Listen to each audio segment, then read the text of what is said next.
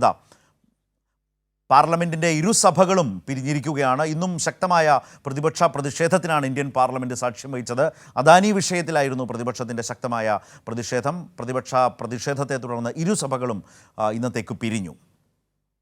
ഇപ്പോൾ സിബി വിശദാംശങ്ങളുമായി ചേരുകയാണ്. സിബി, അദാനി വിഷയം തന്നെ, അദാനിയെ വലിയ തോതിൽ കേന്ദ്ര സർക്കാർ സംരക്ഷിക്കുന്നു, അറസ്റ്റ് ചെയ്യുന്നില്ല, ശരിയായ അന്വേഷണം ഉണ്ടാകുന്നില്ല.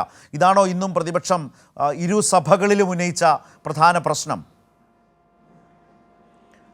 ശരത്ത്, തീർച്ചയായും പാർലമെൻറ്റിൻ്റെ ഇപ്പോൾ തുടർച്ചയായി മൂന്നാം ദിവസമാണ് ഈ അദാനി വിഷയത്തിൽ പാർലമെൻറ്റിൻ്റെ ഇരുസഭകളും പ്രക്ഷുബ്ധമാകുന്നത്. ഇന്നും ഇപ്പോൾ ആദ്യം സഭ തുടങ്ങിയപ്പോൾ തന്നെ വളരെ വലിയ രീതിയിൽ ഈ അദാനി വിഷയം ഉയർത്തിക്കൊണ്ട് ചട്ടം 267 പ്രകാരം ചർച്ച ചെയ്യണമെന്ന് ആവശ്യപ്പെട്ടുകൊണ്ട് പ്രതിപക്ഷ എംപിമാർ നേരത്തെ തന്നെ അടിയന്തര പ്രമേയ നോട്ടീസ് നൽകിയിരുന്നു.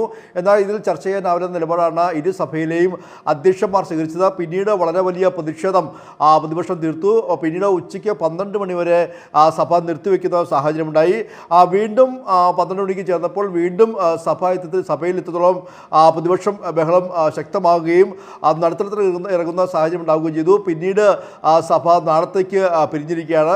കഴിഞ്ഞ 2 ദിവസവും സമാനമായ രീതിയിൽ തന്നെയായിരുന്നു ഇരു സഭകളും ഈ അദാനി വിഷയത്തിൽ പ്രക്ഷുബ്ധമാവുകയും പിരിയുകയും ചെയ്തത്. ഏതാണ്ട് അത് സമാനമായി തന്നെ ഇന്നും ഇപ്പോൾ തുടർച്ചയായി മൂന്നാം ദിവസവും ഈ സഭ അദാനി വിഷയത്തിൽ ഇപ്പോൾ പിരിഞ്ഞിരിക്കുകയാണ്. ശരത്ത്, ശരി, സിബിയാണ് ഈ വിശദാംശങ്ങൾ ഇപ്പോൾ ദില്ലിയിൽ നിന്നും നൽകിയത്.